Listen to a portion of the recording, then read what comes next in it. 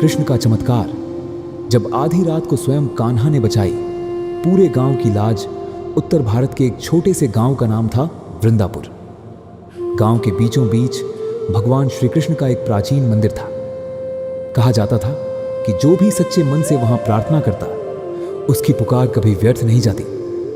उसी गांव में गोपाल नाम का एक गरीब ग्वाला रहता था। उसके पास केवल 5 गायें थीं। उन्हीं के दूध से उसका घर चलता था। धन नहीं था, लेकिन उसके चेहरे पर हमेशा मुस्कान रहती थी। हर सुबह वह सबसे पहले मंदिर जाता, श्री कृष्ण को ताज़ा दूध अर्पित करता और फिर अपना काम शुरू करता। गांव के कुछ लोग उसका मजाक उड़ाते थे। गोपाल, पहले अपने बच्चों का पेट भर लिया करो, फिर भगवान को दूध चढ़ाना। गोपाल मुस्कुराकर कहता, जिसने मुझे सब कुछ दिया है उसका हिस्सा पहले है। समय बीतता गया। एक वर्ष भयंकर गर्मी पड़ी। बारिश का नामो निशान नहीं था। तालाब सूख गए, खेत बंजर हो गए और गायों के लिए चारा भी खत्म होने लगा। गांव में भूख और चिंता फैल गई। एक दिन गांव के मुखिया ने घोषणा की, अगर 7 दिनों के भीतर बारिश नहीं हुई तो हमें यह गांव छोड़ना पड़ेगा। लोग रोने लगे। कई परिवार अपना सामान बांधने लगे। लेकिन गोपाल रोज की तरह मंदिर जाता रहा। 7वें दिन की रात वह मंदिर में बैठकर रो पड़ा। हे नंदलाल, अगर हमसे कोई भूल हुई हो तो हमें क्षमा कर देना, लेकिन इन मासूम बच्चों और बेजुबान पशुओं पर दया करो। पूरे मंदिर में सन्नाटा था।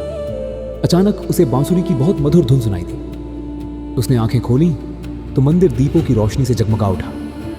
सामने एक तेजस्वी बालक खड़ा था।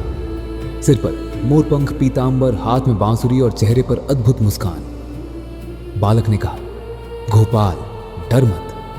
अपने गांव के लोगों से कहो कि सुबह सूर्योदय से पहले पुराने बरगद के पास पहुंच जाए। वहां धरती उन्हें जीवन देगी। इतना कहकर वह बालक प्रकाश में विलीन हो गया। गोपाल समझ गया कि स्वयं श्री कृष्ण ने दर्शन दिए हैं। सुबह उसने गांव वालों को सारी बात बताई। कुछ लोग हंस पड़े। सपने देखकर गांव बचते हैं क्या?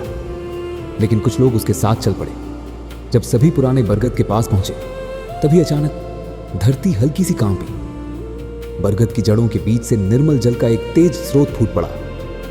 लोग आश्चर्य से देखते रह गए। बच्चे खुशी से नाचने लगे। गायें पानी पीने दौड़ पड़ी। गांव के बुजुर्गों की आंखों से आंसू बहने लगे। कुछ ही दिनों में उस जल से खेत फिर हरे भरे हो गए। लोगों ने छोटे छोटे तालाब बना लिए। फसलें लहलहाने लगी।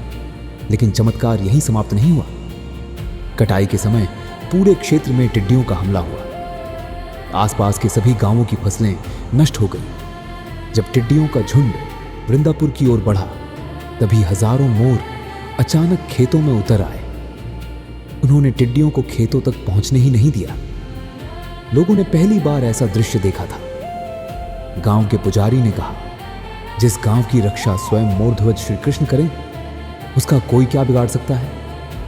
उस दिन से वृंदापुर में हर वर्ष कृतज्ञता उत्सव मनाया जाने लगा। उस उत्सव में लोग केवल भगवान से मांगते नहीं थे, बल्कि जरूरतमंदों की सहायता करने का संकल्प भी लेते थे। गोपाल ने कभी अपने चमत्कार का घमंड नहीं किया। वह हमेशा कहता, चमत्कार वहां होता है जहां विश्वास, सेवा और विनम्रता साथ रहते हैं। भगवान हमारी परीक्षा लेते हैं, लेकिन अपने सच्चे भक्त का हाथ कभी नहीं छोड़ते।